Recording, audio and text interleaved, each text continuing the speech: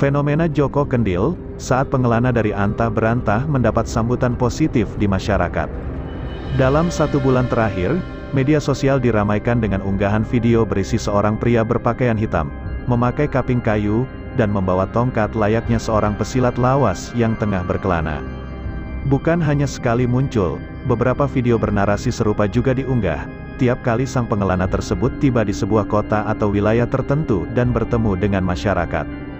Joko Kendil, begitulah warga menamai sang pengelana itu. Dalam berbagai narasi yang tersebar di media sosial, Joko Kendil disebut menaiki macan putih. Inilah alasan mengapa pria itu selalu terlihat berjalan cepat, tanpa kenal lelah. Akan tetapi, keanehan yang ditampilkan Joko Kendil justru mendapat sambutan besar dari masyarakat di daerah yang dilewatinya. Banyak video yang menampilkan Joko Kendil sedang dijamu layaknya seorang tokoh ketika sampai di daerah tertentu.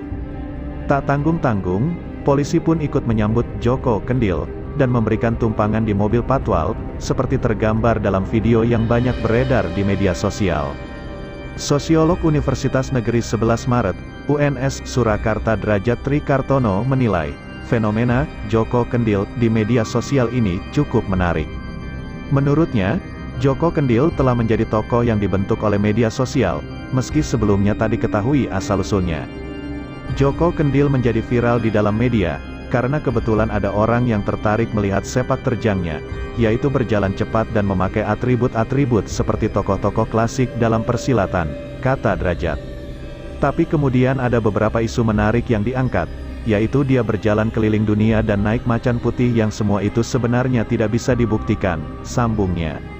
Kendati belum tentu benar, Drajat menganggap cerita itu menarik di mata masyarakat sebagai social fiction, yaitu fiksi yang diterima secara sosial, bukan scientific fiction. Social fiction ini kemudian menyebar di media sosial dan disambut warganet. Kondisi tersebut diikuti dengan bandwagon effect, yakni fenomena atau tindakan yang dilakukan karena mengikuti orang lain, terlepas dari keyakinannya.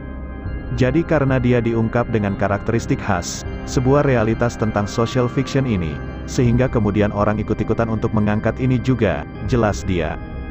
Ketika dia bertemu polisi dan diajak naik mobil polisi, itu berarti polisi ikut bagian dari bandwagon efek ini, maka kemudian terjadi artikulasi-artikulasi di dalam media, lanjutnya. Drajat menyebut fenomena Joko Kendil ini sebenarnya suatu hal yang biasa, tapi kemudian menyebar di media sosial, maka jadilah pengelana itu sebagai tokoh di media sosial. Karena media sosial juga, fenomena Joko Kendil ini pun semakin meluas dan banyak orang mengambil bagian bandwagon efek ketika bertemu pria itu di daerahnya. Dalam berbagai unggahan video, terlihat bahwa Joko Kendil mendapat sambutan positif di masyarakat. Hal ini bukan tanpa alasan. Drajat menuturkan, kondisi tersebut menggambarkan bahwa masyarakat sedang mengalami kejenuhan atau krisis figur-figur tulus dan tampil apa adanya, tanpa membawa embel-embel kepentingan dan kekuasaan. Kabar terbaru musafir Joko Kendil. Musafir Joko Kendil belakangan ini viral di media sosial. Banyak publik yang penasaran mengenai kabar terbaru musafir Joko Kendil yang sempat viral di media sosial TikTok. Musafir Joko Kendil yang viral di akun media sosial, khususnya TikTok, Joko Kendil merupakan musafir yang dinilai kuat melakukan perjalanan jauh. Musafir Joko Kendil sudah melakukan perjalanan jauh sejak usianya yang masih 20 tahun. Kekuatan dirinya banyak membuat publik kagum. Potongan video Joko Kendil saat melakukan perjalanan jauh atau menjadi musafir ramai bertebaran di media sosial. Perjalanan jauh yang dilakukan oleh musafir Joko Kendil telah dilakukan kurang lebih selama 20 tahun lamanya.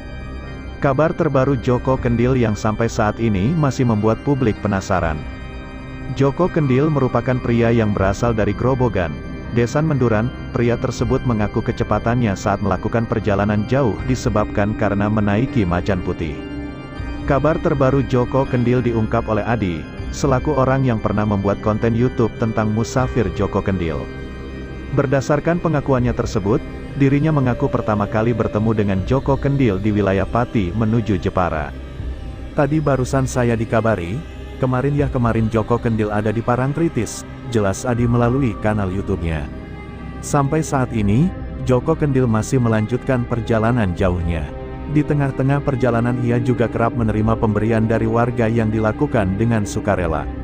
Mulai dari menawarkan tempat istirahat untuk sementara waktu hingga memberikan makanan dan minuman.